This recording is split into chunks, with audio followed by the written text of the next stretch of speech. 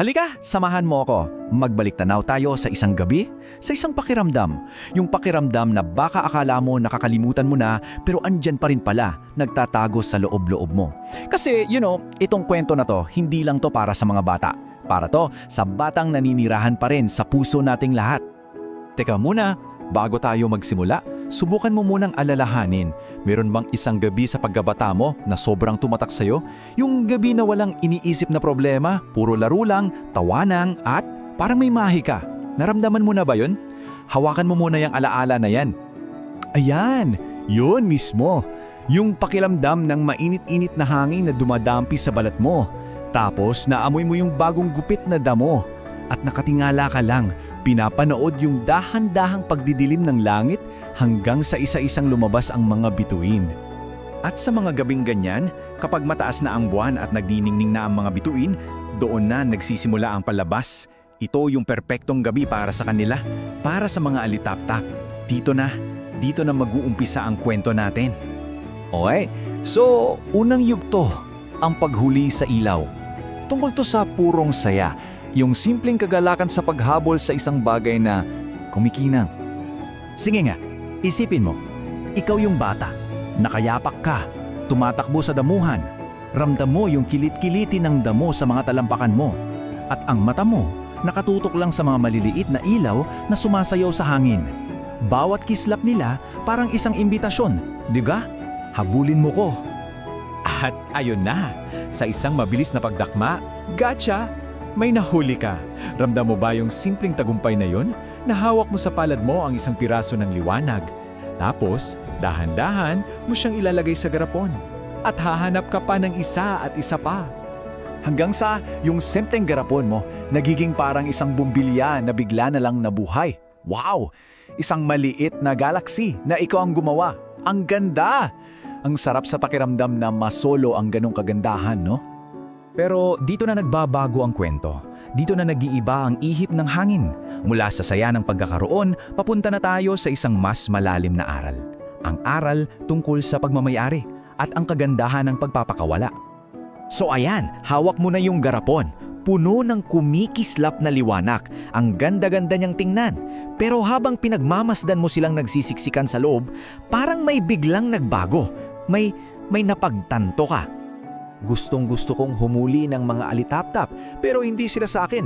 At dito tumatama yung kwento. Yung pag-amin sa sarili na ang tunay na pagmamahal sa isang bagay na maganda ay hindi nangangahulugang kailangan mo itong angkinin. At dahil sa pag-unawang yon, dahan-dahan binuksan mo ang takip ng garapon. Bumulong ka ng paalam at pinakawalan mo sila. Isa-isa silang lumipad, pabalik sa gabi, pabalik kung saan sila tunay na nabibilang.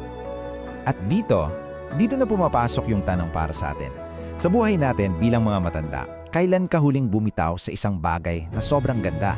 Hindi dahil sumuko ka, kundi dahil mas pinili mong makita itong lumipad ng malaya. Alam mo, yung desisyong yon na magpakawala, mas lalo pa yung nagiging makahulugan kapag naintindihan natin kung gaano talaga ka-espesyal yung bawat kislap na yon, kasi sa likod ng mahiha, mayroong napakagandang siyensya. Isipin mo to, mayroong mahigit 2,000 species ng alitaptap sa buong mundo. 2,000! So yung kislap na nakikita natin, parte pala yun ng isang napakalawak at iba't ibang pamilya. At heto pa ang isang cool na trivia. Kahit na ang tawag sa kanila ay firefly, hindi pala talaga silang mga langaw o fly. Sila pala ay isang uri ng beetle o salagubang. Isang salagubang na kayang gumawa ng sarili niyang ilaw. Ang galing, di ba?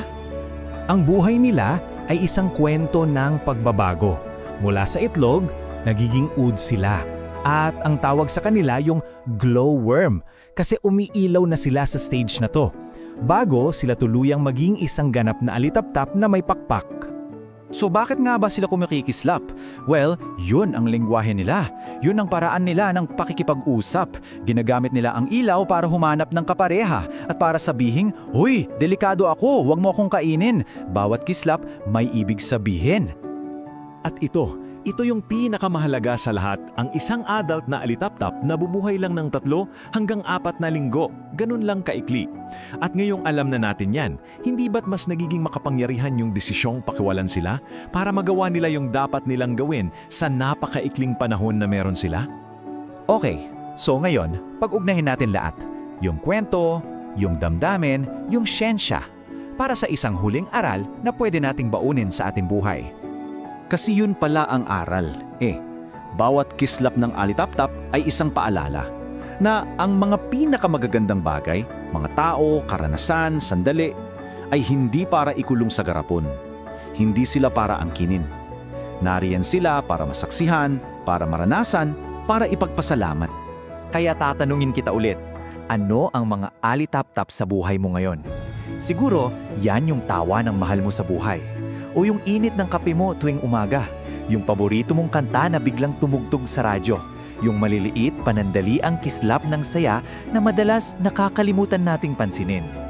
Hindi mo kailangang hulihin ang mga sandaling yan at lalong hindi mo kailangang pilitin na manatili sila habang buhay. Ang kailangan mo lang gawin ay mapansin sila at pahalagahan sila habang nandyan pa sila. Kaya ito ang iiwan kong paalala para sa'yo. Sa bawat araw, hanapin mo ang liwanag. Hanapin mo ang sarili mong maalitaptap. Huminto ka sandali, panoorin mo sila ng may buong paghanga. At pagkatapos, hayaan mo silang lumipad.